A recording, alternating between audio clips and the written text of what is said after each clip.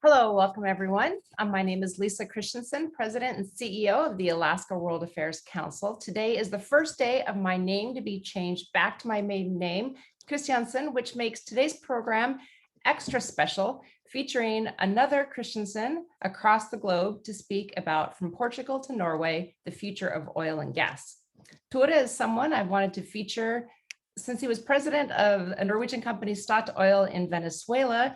But the distance was a little bit far and he never made it to Alaska. But while the distance is still far, he is in Portugal. With Zoom technology, I'm thrilled to be able to feature him today on this platform for the Alaska World Affairs Council. Last week, we held our speed mentoring event for high school students. And this year it was virtually, where we exposed high school students to career opportunities after high school with an international bent. And the resounding theme that we heard at the speed mentoring was how the students don't have to worry about picking their forever job. They can change their mind. We had mentors who had changed and went in many different directions and have been accomplishing some phenomenal things, just like our speaker. And if you want to see clips from this speed mentoring, go to our Facebook page. We've got a little summary of what that event was for students. We'll be doing it again next year. If you have a high schooler, make sure they sign up for speed mentoring through the Alaska World Affairs Council. All of our programs are recorded and we have them available. If you miss a program or want to see previous programs, we have links on our website. Our previous program about the Alaska-China Summit has already had 1,500 people watch it after the program event on YouTube through our link. So catch some of our previous World Affairs Council programs. I'm glad all of you are here today watching this in person. It's so much better that way. And we will be having a Q&A section at the end. Our speaker will speak for about 15 minutes about the company he's currently working for. We will then have a robust conversation about anything you want to know about Norway or Portugal, future of oil and gas for the remaining time. You can either type in your question in the Q&A feature or under the chat, or let me know if you want to do it in person and we'll bring you on screen and you can ask your question in person. It's like a normal World Affairs Council with a little bit of a twist. Here in downtown Anchorage, it's 43 degrees. The sun is shining. That's 43 Fahrenheit for you, Thore. It is shining and glorious, and I hope that the air is clean and the water is pure wherever you are around the world. Please do say hello to us and to our speaker in the chat function below. Tell us where you're at, what you're doing, and if you have any problems, just let Siobhan Choi at the Alaska World Affairs Council know, and she's our production technician, and she will fix it for you. We are part of 90 councils around the United States, the Alaska World Affairs Council. We welcome everyone who is listening to join in on this conversation during the Q&A, and we want to give a special shout out to our members and supporters and partners who make programs like this possible, with a special thanks to the Norwegian Consulate General in San Francisco for sponsoring today's program, the Atwood Foundation, the Rasmussen Foundation, Humanities Forum, ConocoPhillips, and Bering Straits Native Corporation. Thank you so much for your support. If you're not currently a member, please join today and support programs like this. With that, I would like to bring to the microphone a special person who's going to be introducing our speaker today, Helge Marstrander, who's Deputy Chief of Mission at the Norwegian Consulate General Office in San Francisco. Helge will be introducing our speaker. If you can just turn on your video, there you go. The microphone is yours. Thank you, Lisa. So on behalf of the Royal Norwegian Consulate General in San Francisco, I'm happy to sponsor today's program on a subject that are important to all of us. We here at the Norwegian Consulate General's office in San Francisco, we appreciate the work that the Alaska World Affairs Council does in bringing conversations about the world to Alaska. And as Alaskans and Norwegian, we share some challenges and interests common to both of our Arctic nations. It is my pleasure to introduce a fellow Norwegian who, by the way, also played on the Norwegian handball team, Thore Kristiansen, to talk about from Portugal to Norway, the future of oil and gas. Thore Kristiansen is the COO of Galp Energia E&P, Portugal's oil and natural gas integrated operator. Galp's activities span from exploration and production of oil and natural gas to refining and marketing oil products, natural gas marketing, and sales and power generation. They are expanding strongly worldwide and are predominantly located in Brazil, Angola, and Mozambique. Previously, Mr. Kristiansen served in a wide range of key international leadership positions for Statoil, now Equinor, one of the world's leading energy suppliers and deep water operators.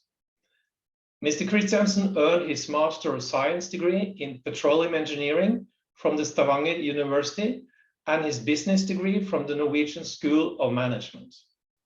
So please join me in welcoming Mr. Thore Kristiansen. Mr. Kristiansen, the microphone is yours. Thank you very, very much, Helge. Thank you very much, Lisa, my dear cousin, for this opportunity. And thank you very much to Alaskan World Affairs Council for giving me this opportunity to present for you. You know, I'm born in Stavanger, and actually my uncle, Kjell, which is Lisa's father, is also born in Stavanger, but he decided to leave Stavanger in the 50s because Stavanger and Norway was so poor at that time, and there was little opportunities. Well, he made a fantastic career by going to the US, first to Seattle and then afterwards to Anchorage, Alaska, and I'm sure that was the right decision for him. But I was also very fortunate that in 1966, on the 23rd of December, and actually one of your founding members, Phillips Petroleum, which today is called ConocoPhillips, actually found oil in Norway. And that has changed the city and has changed the country. And today Norway has more than $1 trillion in its sovereign wealth fund, making it one of the biggest sovereign wealth funds in the world. And that has also given me fantastic opportunities, and why I think it was very appropriate that Lisa chose this from Portugal to Norway. And it has not been a straight line. It has actually been taken me to 8 different countries and 8 different cities. And I've been living and working in London, in Copenhagen, in Berlin, back to Stavanger, then to Stamford, Connecticut, to Caracas, back to Oslo, then to Rio de Janeiro, and now in Lisbon in Portugal, in the oil and gas industry. And having had this opportunity to work in so diverse locations in the energy industry all the time, I will have today have the opportunity to share with you some of my experiences and some of my views with respect to the outlook for the oil and gas industry, which is so important, I think, for the world. And at the end of this presentation, I will be very, very happy to take any questions you might have, and I will try to answer them as good as possible. If you take the next slide, Johanna. I just have to, since we are a listed company in Galp, I have to just mention this cautionary statement that please don't make any trades based on my statements. The trades you make is for your own account and for your own responsibilities. Next. Just a few words about Galp. As Helge said in his opening remarks, we are an integrated energy company in the whole value chain. We are present in the upstream business, mainly in Brazil, Angola, Mozambique, but also in Saint Tomé and Namibia. We have a refining and midstream operation, mainly in Portugal, Spain, and in some African countries. The same with our commercial business, which is consisting of around 1,500 filling stations and then business to business. And we are today building a strong and new renewable and new business segment in order to make sure that Galp is also fit into the energy transition that we all are experiencing. Just a few key numbers. Last year, we delivered an EBITDA of around 1.6 billion euros, which is in the order of $1.9 billion. And we were investing around 900 million euros, which is about $1.1 billion. Next.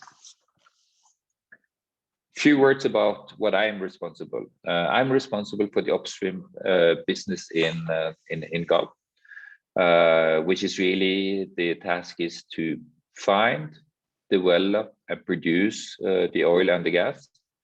And our main activity is in Brazil, Angola, Mozambique, São Tomé and Príncipe, and Namibia. And today we are producing around 130,000 barrels per day. When I joined Galp 6 years ago, we produced 30,000 barrels per day. So we have had a fantastic growth development over those 6 years. And perhaps even more importantly, a very profitable growth, as the break even on our portfolio is today below $25 per barrel. And this is statistics from Rystad, a very well-known and reputed research company, which firmly places Galp at the very top of this industry when it comes to the level of profitability and robustness in its portfolio. Next. We have a clear strategy. Our strategy is first and foremost to protect our portfolio resilience so that we always remain robust for low commodity prices. Secondly, we're very focused on value maximization, making sure that we're maximizing the value for each of the assets where we are present. Thirdly, that we're generating cash so that we both can fund our own development and very importantly in these days, making sure that we also can fund the development of a renewable and new business segment in Galp. And fourthly, that we have the flexibility so that we can develop our assets, trade them, spin them off, if it is so needed in order to accelerate the transition that we are all going through. And we do this by being very active in the assets where we are present, and not at least making sure that we always have very competent and knowledgeable people in our organization. So we spend a lot of time on making sure that we are developing and retaining the top people. And I would say that has been one of my very positive experiences by coming to Portugal, the quality and the flexibility and the knowledges of the young people that we have been able to recruit in Portugal. So next, let's go now to the finish with the marketing and then to the key issues. So we are facing a big dilemma in this world. On the one hand, we are becoming more and more people. Actually, it seems to be that we're heading towards 10 billion people in the world by 2050. And all these people need energy, and they want more energy. They want to assume our standards living. They want to be able to have electricity in their houses. They want to have air conditioners in their houses. They want to drop their bikes and have their cars, and all of that requires energy. Yeah, well, even to combat COVID, we need energy. I'm sure you know that in the masks that is used in order to protect you from COVID, the so-called N95 mask, they are made from petrochemicals, i.e. chemicals made from petroleum processes. So petrochemicals goes into so many things. You know, the vaccines that we're using today needs to be kept, the majority of them needs to be kept at minus 70 degrees Celsius in order to be able to be functional. Well, we need energy to provide that. So on the one hand, we have this very strongly increasing energy demand. And then on the other hand, we have the fact that based on what was agreed in Paris, we need to keep global temperature rises under 2 degrees at least. Actually, even the ambition is 1.5 in order to make sure that we are maintaining a good living climate. So i.e. CO2 emissions needs to decline and they needs to be reduced. Next. One of the things that this leads to is that we are then going to see an electricity megatrend. Electrification will be a megatrend, as it is an easy way to make the energy needed to meet this energy demand from solar, from wind, from hydro, and from bioenergy. Cars will in the future be more and more electrical vehicles. Planes might be electrified in the times to come. Ships transportation might be electrified. Power production, which today historically has been very much based on coal and also natural gas, will be much more based on renewable energy. And we actually have still today almost 3.3 billion people that have little or no electricity. So electricity and electricity demand will grow very strongly in the years to come. Actually, on average, we believe that it will be growing with something like 3% per year from now on until 2040. But next, the world still needs a lot of fossil fuels because of the facts of the matter. If we look on the facts, and I think it is sometimes it's very useful to look back on the facts. It is the situation is that fossil fuels today accounts from 81% of the energy mix. 81%. Renewable energy for 14%. And of those 14%, solar and wind only 2%. And then there are, of course, very many different scenarios for how the future will develop. But if you're basing your future on the current stated policies scenarios, EIA, which is perhaps the most reputable institution in this respect, still then predicts that we will be needing some 73% of the energy from fossil fuels. And even in their sustainable development scenario,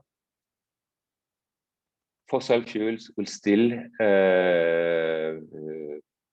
contribute with 56% of the energy needs for the world. So fossil fuels and oil and energy, because as you can see on this graph, the usage of coal will go down, and will go down basically in all scenarios, will therefore be very, very much needed in order to meet the energy demands from a growing world. So when we then look on this energy mix, there is no reason to believe that the time for oil and gas is over. And let's just drill a little bit deeper into that. If you take the next. Oil demand actually will grow in most scenarios. The world is expecting that we'll be back to pre-crisis levels by 2023. And in the stated policy scenarios, i.e. the scenario which sort of is predicting that we will continue with the current policies, it will continue to grow until and beyond 2040. In the sustainable development scenario, we will see a peak in oil demand of around 2025. But still, there will be a significant need for new oil resources. Actually, the fact is that if there were no new investments in oil production as of today, the world oil production would be halved by 2025. It will be halved. And what do you think that will have an impact on the prices? So that is why that we need to be able to live with this durability about that. On the one hand, renewable energies will grow very strongly, but at the same time, oil production will be needed. But we need oil production with a significantly lower carbon footprint. And we will also need natural gas. If you take the next slide. Natural gas demand is actually going to be the fastest growing fossil fuel product, with a growth of around 1.6% per year until at least 2040. A lot of that growth will come from the developing economies in Asia and in the Middle East, actually 2/3 of it. And China is expected to account for nearly 30% of the demand growth by 2040. But it needs more natural gas, and it needs natural gas in the form that you also can transport it on a global basis, and which is very much what you can achieve through usage of LNG, i.e. liquefied natural gas, where you actually cool down the gas to minus 141 degrees centigrade in order to make it liquid, and then you can transport it on a global basis. So, if you take the last slide, I think my key messages here today is that therefore that we are in a world where population will continue to grow, which actually means that through population growth, GDP growth, and continued urbanization, that we have to expect that energy demand will increase with about 50% in base case scenarios until 2050. 50% energy demand growth. Renewable energy will be the key growth area, and electrification will be a megatrend. But oil and gas will continue for the foreseeable future to be a very important part of the energy mix. And as I said, somewhere actually between 72% and perhaps down to 56% of the energy mix by 2040. So i.e. still the most important contributor to our global energy needs. But what we as an industry needs to focus on is that we need to make sure that our carbon footprint is significantly smaller than it used to be, than it is today, going forward. Also in order to retain our license to operate, and in order to make sure that we are really using the technologies that we have in the industry in order to make this a product that is also viable in tomorrow's society, where the pressure from society, from governments, from people will be that the carbon footprint is significantly lower. So with that little introduction, I'll open up for questions and answers. You take this last slide. Thank you, Joanna. And I'm open for your comments and your questions. Thank you. Wonderful. Thank you so much for that. I have a lot of questions, and I see a lot of people who are really interested in asking you a question in person. So we'll go back and forth. I'll ask some questions. I'll bring on some people. I see an eager person here, Lord Sturdivant Dean, who would like to ask you a question. If you could just unmute and turn your camera on, Laura, you can ask your question directly of our speaker. The camera. I'm not sure why it's not undoing the camera. Oh, I'll just ask. I'm sorry, I can't get the camera Okay, working. go ahead. Go ahead.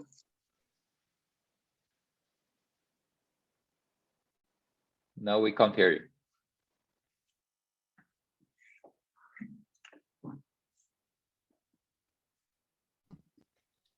Try one more time. You're still on mute, Laura. There we go. Sorry. Am I on mute now? All right. You're good. Sorry. So with how climate change has been very important to both of our nations, both Norway and the US, and the invention of alternative energies. You talked a little bit about this of, oil still being pertinent to our countries and to the world well into the 2050s. But are there any inventions on the horizon that the oil companies and the oil industry are working towards that could help minimize the impact on the climate? Thank you. Thank you, Laura. That's a big question, and I can tell you that from all serious oil and gas companies, that is first thing on their mind regarding what can they do in this aspect. First of all, let's divide the whole thing. On the one hand, the most significant amount of CO2 emissions actually happens from the usage of petroleum, i.e. the usage of oil and gas. And what is then happening of invention is that what we all see around ourselves every day now, namely that electrical vehicles is becoming more and more common. Actually, in my home country, more than 50% of the car sales now is electrical vehicles. I will dare to say in this context, it is not because Norwegians are that green, but it's because also there is huge financial incentives in that aspect. The cars are normally very expensive in Norway, with high taxes from the government side and even and high VATs. They are all exempted from these special taxes, so there is a huge financial incentives of doing it as well. You also, even today in the majority of roads, will drive for free on toll roads and what have you. You can park freely somewhere. So there has been a huge incentive, but electrical vehicles are continuously now being more and more economic. So we expect that electrical vehicles will take a larger and larger share of the transportation needs for fuel. And eventually that will also go into the transportation segments of heavy vehicles, somewhat less in heavy vehicles, and perhaps we will see more usage of hydrogen on heavy vehicles. Hydrogen is also a very, very nice commodity in that way, if you can produce it green. And you can produce it green if the sourcing, the key way of getting hold of hydrogen is actually by splitting water. Water contains, as you might remember from school, H2O. There's two hydrogen atoms and then one oxygen atom. You just have to split them and then you have hydrogen. Of course, you need energy for that. But if you can have green energy, for instance, solar, that we are trying now to do in Portugal, you can have hydrogen, and hydrogen can be a very interesting fuel to use for heavy duty vehicles and the fuel cell technology that I'm sure that many of you are aware of. So that's one side, is on the consumption side. And on the other side, what are we doing on our production side is that we are looking into carbon capture strategies. We are looking into making sure that we are containing emissions like methane emissions. We are forbidding gas flaring on our operations. So as of 2030, we will have absolutely zero gas flaring on our facilities.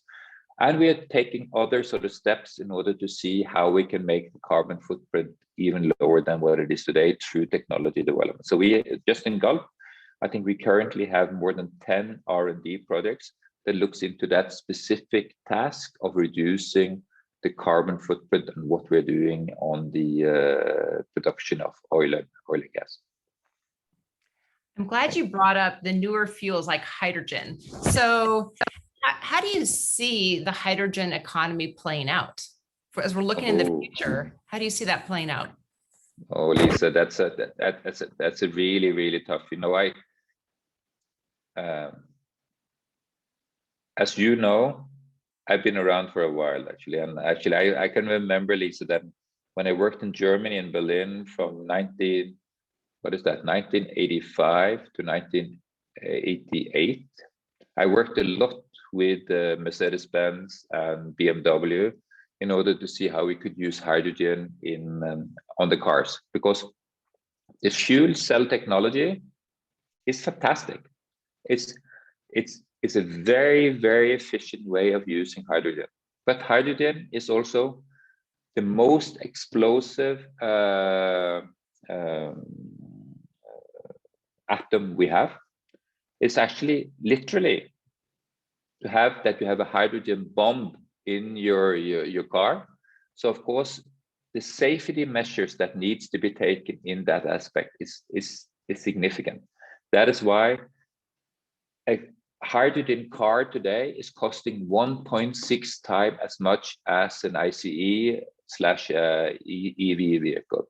So I personally have my doubts whether hydrogen will be a very useful product for passenger vehicles, but for heavy duty transportation and for airplanes, which is built in so massive structure, and even perhaps also on ferries, boats, which is where they can take that sort of significantly extra investment and weight that we need to have in order to be able to storage the hydrogen in a safe and secure way. It might be a very viable technology, but I think we are talking in all realism post 2030 before that becomes commercial. But it is worked a lot today in the industry, Lisa. A lot of R&D is going into it, and as I said, we in Galp are also doing now a serious research about how can we use now our photoelectric, i.e. solar captured energy, and use that energy to then split the hydrogen from water, and then capture that hydrogen that then will then be so-called green hydrogen in our refining process at the big refinery that we have a little bit south of Lisbon, which is called Sines. So R&D, still realistically, it takes a few years before it becomes really commercial. Okay, I'm going to call on Travis Rector in just a second, because you mentioned your time in Germany and you mentioned electricity.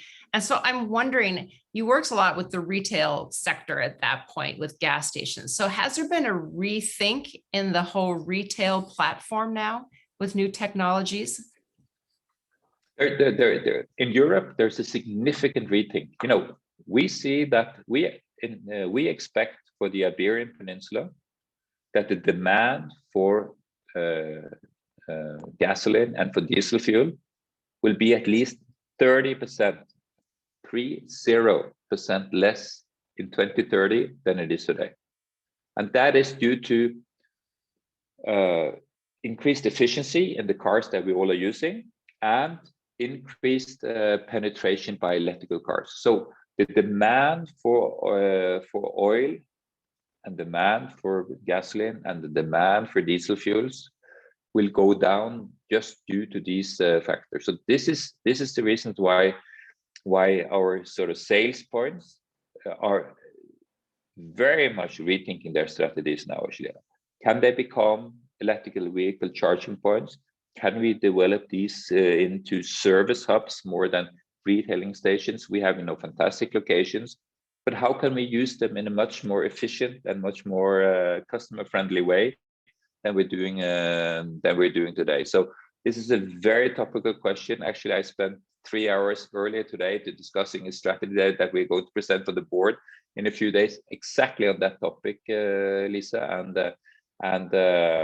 And we need to change, we need to modernize, and we need to update our product palette in order to meet customer needs. One of the interesting things that we have seen, because we have been in lockdown here in Portugal as well, is that since the customers has not been coming to us, we have been starting to offer the products that we have in our service stations through apps and through call services, actually. So we have had Ubers and the local distribution companies coming and picking up our products and then bringing them home to the customers. Because the customers is not coming to us, we have to make sure that we have a delivery service. So no, I think our sales ways of selling are changing by the minute and very rapidly now.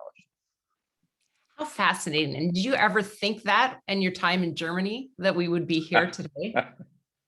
Absolutely not, Lisa. Honestly, if we just turn the watch back 1 year and 2 months, I almost wouldn't have thought that 1 year and 2 months ago, actually, before COVID and the way the pandemic has actually changed a lot of the way we are working. Just the fact that we all now have found that we have fantastic ways of connecting through these sort of means. You and I never were able to connect in Anchorage actually because of it was too far away. But now suddenly we find that we connect very easily. Actually, it's just a question of hooking up and using these sort of tools, and it is going to change the world so much, Lisa. I was an executive for many years that traveled close to 200 days per year because I needed to go and see all my contacts all over the world, and I spent my life on an airplane. But you know what? I found out I can do a lot of my business now as effectively and saving a lot of time and saving a lot of air miles by using these sort of means. So we will change. We will change profoundly in many ways in the way we are now acting and behaving, for sure. Okay. However, I still think it is important that we meet from time to time, because that still is different, Lisa. You know, when you were here in Lisbon, you know, that is a special connection that we still cannot. So we need to do both, but we will do a lot less traveling due to the fact that we can use these means in a much more effective way. I snuck in right before COVID. I do want to get more back to COVID, but first I want to bring on Travis Rector. If you can turn your camera on and your audio on, you can ask a question directly of our speaker. So, hi, Thore. First of all, I want to thank you very much for taking the time to talk with us today. I've really enjoyed listening to what you have to say. So my question for you is basically, I mean, we know from the science of climate change that we don't have any more room to wait. And in particular, if we're going to keep the temperature increase below 2 degrees Celsius and preferably around 1.5, what we do over the next decade is critical. In particular, we need to reduce carbon emissions to half what it is now by 2030, and then get to carbon neutral around 2050. And I mean, in your presentation, you've talked about during that same time about the oil industry actually growing. And so, I mean, my question for you is how do we reconcile those two? If we're to avoid the worst consequences for climate change, we can't continue to grow the oil and natural gas industry in the way you described. So I would like your thoughts and input on how do we meet the goals of Paris if the oil industry is still continuing to plan to grow during this time? Good question, Travis. And I think the simple answer is that it is all up to the policymakers to do this. You know, carbon tax, a global carbon tax, will steer behavior. So if we're able to agree on a global carbon tax, that will steer behavior and then actually also give economic incentives of doing the changes needed. You know, in China, there are currently 3,000 coal-fired power plants. There are on their plans to build another 2,000 coal-fired power plants because they need energy. They need energy in order to support the economic development that they would like to have in their country, which we have enjoyed in Norway and which you are enjoying in the US as well. So in a way, it's a legitimate. But if it became then a global carbon tax, it would become uneconomically to have these coal-fired power plants. It will put even more restraint on oil and gas, and that's when this sustainable development scenario of IEA will come in place. That will reduce the demand for oil, and it would reduce the demand for gas. Still, what I try to convey in my message is that even in that scenario, 56%, and the sustainable development scenario will bring us below 2 degrees. Even in that scenario, there will be a need for oil and gas. So 56% of the energy mix will still at that time come from oil and gas, because oil and gas can be used and is today used to so many other things. Basically everything. Well, the sweater that you have on you, if it is on polyester, is made from oil and gas, because it's chemicals that is used in order to be able to produce that. I see the lamps that you have behind yourself. I'm 100% sure that they are also made by petrochemicals. So all of these things that we're not thinking about, and it's not very easily replaceable, needs to come from us. So we need to find that sort of duality, and I think we can. But it will require, in my mind, a global agreement on carbon taxation. If we don't have that, and if we continue with the so-called stated policies, I happen to be quite skeptical to whether we will be able to achieve the Paris Agreement ambitions. you know that my government in Norway is in support of that.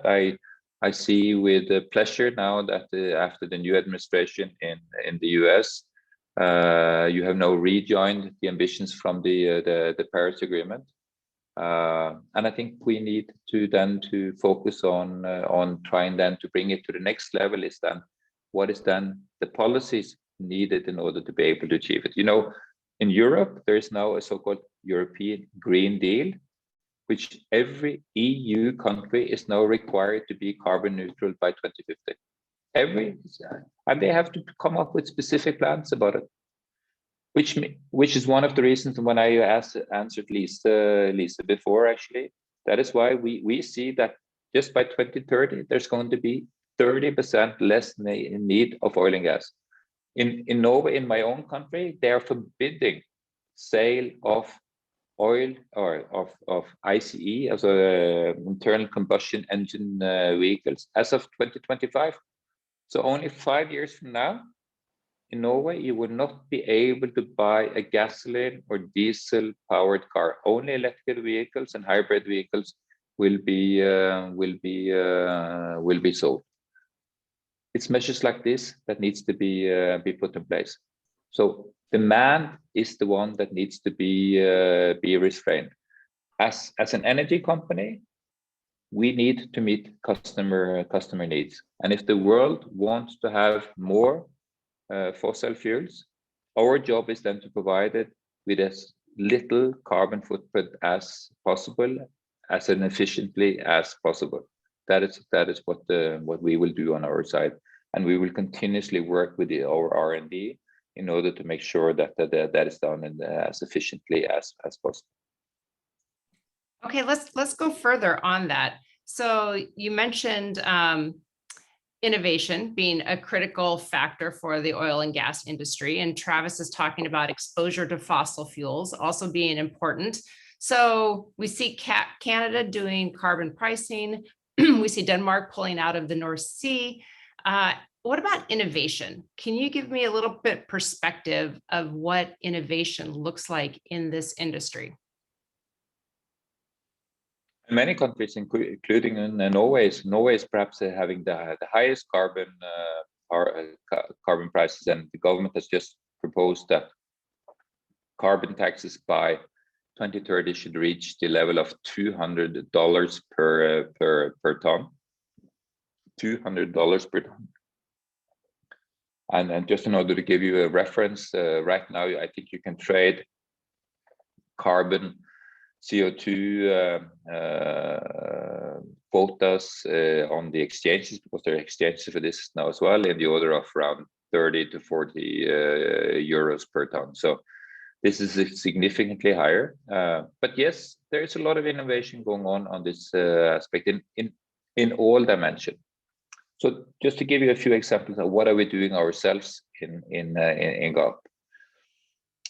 On the one hand, we have these 10 R&D projects going on to see how can we reduce the carbon that we are emitting, to see whether we can produce and refine carbon in a more efficient way. Secondly, we are looking into, in addition to building now a big renewable business, primarily in solar, it will eventually also be in wind. We're looking into what about the battery value chain? No, one of the issues and one of the challenges with solar and wind is that they are intermittent. You know, what do you do? What do you do today when there's no sun or there is no wind? What do you do then? And you know, electricity today is what is the right word in English? A fresh commodity. You know, you produce it and you have to consume it because the storage possibilities are very, very limited. So we need to develop battery technology so that we, in a large scale, can store the energy. The beauty today with oil and gas and coal, for that sake, is that it is continuous. We produce energy when we need it, and as much as we need it, and we're not depending on anything else, that your storage tank is just filled up with enough petroleum so that you can turn on the energy. That is what you enjoy in your home, and that is what I enjoy in my home. But if you living in Anchorage in Alaska or in Norway, to be dependent on solar energy, that can be quite cold from time to time, actually, if that is the only source you have. So we need to have storage, and batteries can be. So we look into batteries. That is sort of something that we can be using as a way to store it. It's easy today to build small batteries. It's easy today to build batteries that can store energy for a few hours, but we need batteries that can store energy for days. And that is very, very difficult technically. So there's a lot of research going into that. And we are spending a lot of our R&D and innovation thinking about hydrogen. How can we use this very, very powerful source of energy combined with fuel cell technology in a way that it is safe, reliable, and cost efficient? Because what I think we very often do and have as a problem is that living in developed countries like the United States of America, like living in Norway, where the standard of living is so high and where we actually can afford to pay significantly higher energy prices. Well, that is not the case for the 1.3 billion Indians, the 1.3 billion Chinese, and not to mention the 1 billion people living in Africa. So we need sustainable energy that is also affordable. And that is why Modi will tell you, it's very good to hear, Lisa, that you have this ambition about this clean energy that you want to have. And you can afford to pay 1.6 times more for the car than what it costs to have an ICE car. But you know what? My Indian population of 1.3 billion people, they can't. And I have to make sure that they have access to the energy so they can get the economic development that you have been enjoying for decades of decades of decades.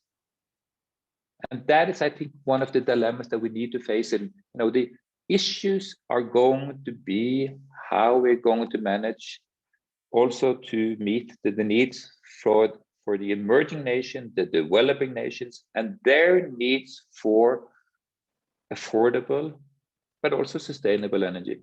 And that is why we have to have this mindset also that this needs to be cost efficient.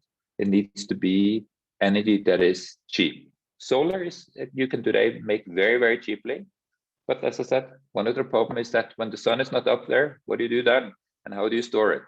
And during the night, what do you do during the night? Are you just going to say Modi is going to tell his 1.3 billion people, by the way, at 8 o'clock, you have to go to bed and you have to turn off because then there's no energy for you actually. So there are some real dilemmas there that we need to try to fix in this debate about how to provide energy affordable, sustainable, but for all. Okay, and with that, I'm going to move over to Rebecca Logan, who would like to ask you a question in person. Thank you. Thank you very much. Thore, thank you very much for that great presentation. Very, very good information. A workforce development question. So as you know, as you indicated, we still know that more than 70% of our energy needs will come from fossil fuels still 20 years out. So knowing that, but also recognizing the negative view that so many people are starting to have of the industry, especially the younger generation. Do you have a concern that in 10 or 15 years, we won't have the skilled workforce that we need because people aren't choosing careers in this area? Absolutely. I think you are, Rebecca, I think you are absolutely spot on.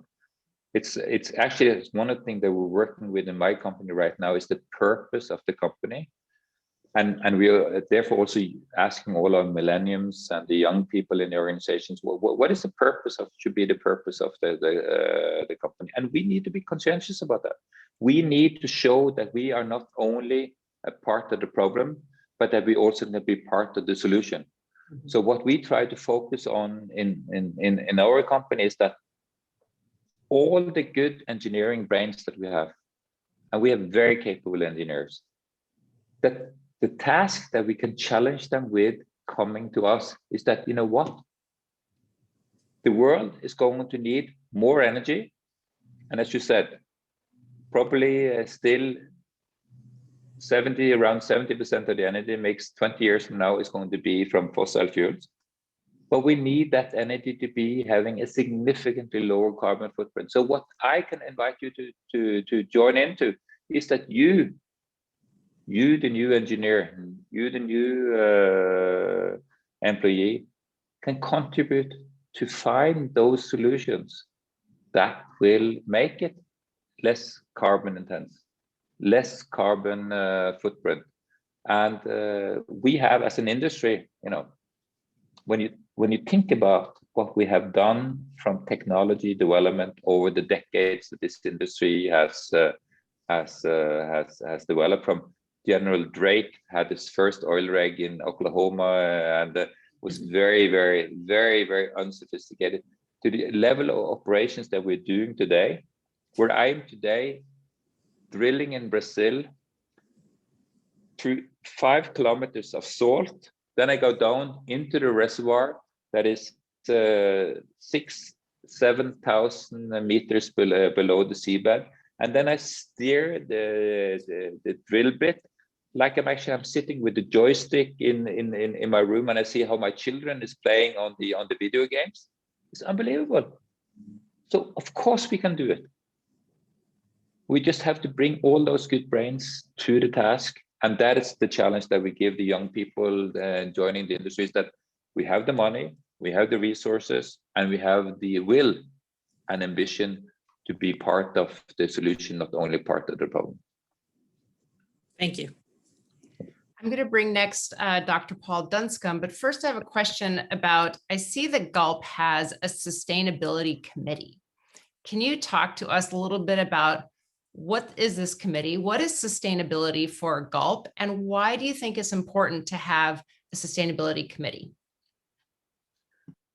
So it's very, very clear for us, Lisa, that in order to retain our license to operate, we need to make sure that the way we do our business is in a sustainable way, that is also having a strong focus on that the business that we're doing is also with respect to CO2 is continuously now improving. So what the Sustainability Committee is doing is an oversight committee to make sure that we, in all aspects, that goes to diversity in the company, that goes to greenhouse gas emissions, that goes to the way we treat our employees, that goes to the way we are handling conflicts. All of those aspects is actually part of the governance of the company, and the Sustainability Committee's task is really to make sure that this is being done in a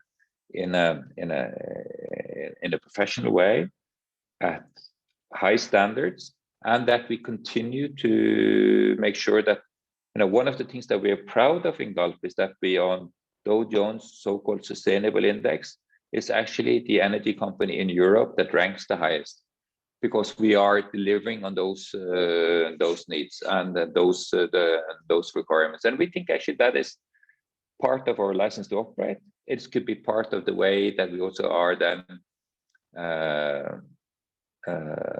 able to attract new employees, of the young people that Rebecca alluded to. And we think it is increasingly a requirement from our investors.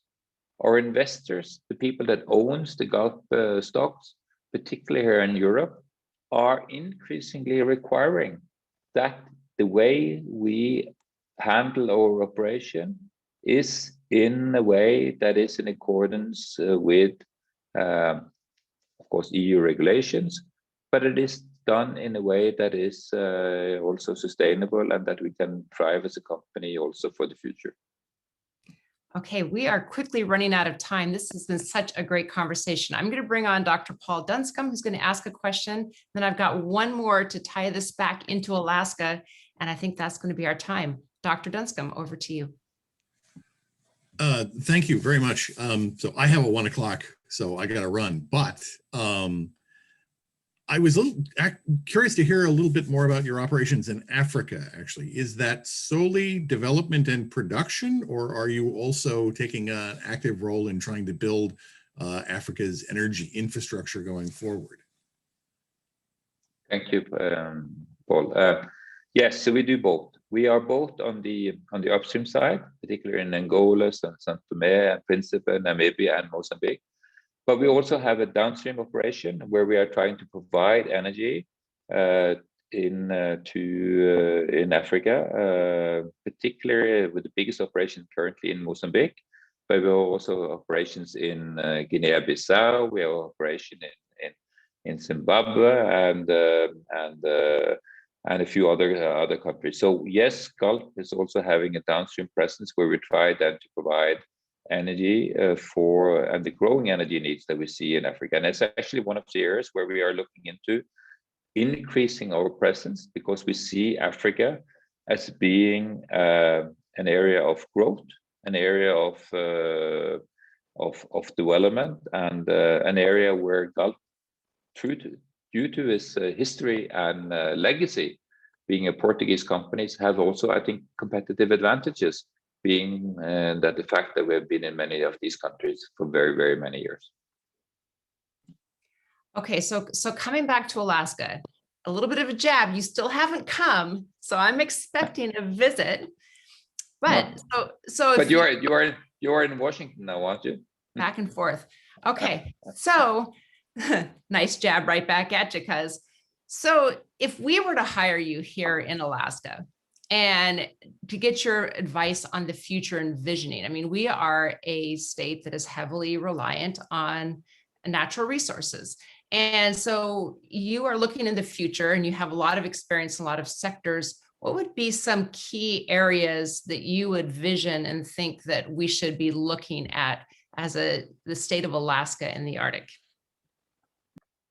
You know, Lisa, I have to be humble enough to say that I do not know Alaska good enough, well enough, because I have not taken this time to go and visit you there. So you know, not knowing what Alaska have on natural resources, I need to be a bit careful about it. But I would imagine that wind energy could be something that could be very interesting to develop in Alaska. At least that is the case in Norway, where I'm from, as you know. So because, you know, what is the basis? The world need more energy, and we're going through an electrification megatrend. So I see at least two areas: wind, as I say, and then secondly, what about the mineral resources you have? Also perhaps on the seabed. What I see, at least from my country, is that we as a world, because of this electricity trend, because we're going to need more batteries, we're also going to need more minerals of the type of lithium, cobalt, nickel, copper, what have you. And perhaps also in Alaska, you could consider doing seabed mining. Actually, you find that on the seabed, there are significantly more intense resources of minerals than you actually find on shore. So one of the interesting things I think that Norway is considering right now is that perhaps we should look deeper into, could we be also doing seabed mining in this country, because of the nodes and all of these sort of, very interesting accumulations of minerals that you can find on the seabed, and perhaps that could be an idea also for an area like Alaska. But I don't know your geology in that aspect. I've never actually, unfortunately, done business in Alaska. I've never studied your geology, and I never studied your seabed. So this is a bit of speculative comment, Lisa. But since you prompted me in this way, then I dare to be a bit, speculative in my comment back to you. Seabed mining sounds really, yeah. Yeah. Seabed mining sounds really interesting. And Statoil was in Alaska for a little bit. Hopefully Galp Energy will be the next company to come into Alaska and look at things like seabed mining. It'd be great to have you. Well, thank you, Thore, very much for being our featured speaker today. This has been something I've wanted to do for a long time, and it's so great to see you. And thank you, everyone, for joining us today here at the Alaska World Affairs Council and for supporting our commitment to bringing quality educational programs to Alaska and to the world. If you have any questions, please send them our way. We're constantly learning with Zoom and our different platforms, and send your comments and programs our way. We've got 2 wonderful programs coming up that we hope you have already signed up for. If you haven't, let me tease you with them because I hope you will. On April 30th, which is 2 weeks from now, we are going to be featuring from The Economist, columnist and editor Adrian Wooldridge, who's going to be talking about the wake-up call, why the pandemic has exposed the weakness of the West and how to fix it. That's at noon Alaska time on April 30th. And then finishing out our normal program year on May 7th from the American Academy of Diplomacy, we're going to have Alonzo Fulgham, who will be talking about the value of water, investing in water infrastructure for climate adaptation. I hope everyone is able to join us, and we look forward to seeing all of you again soon. See you again soon, Thore, and thank you again so very, very much. Thank you. Thank you very much.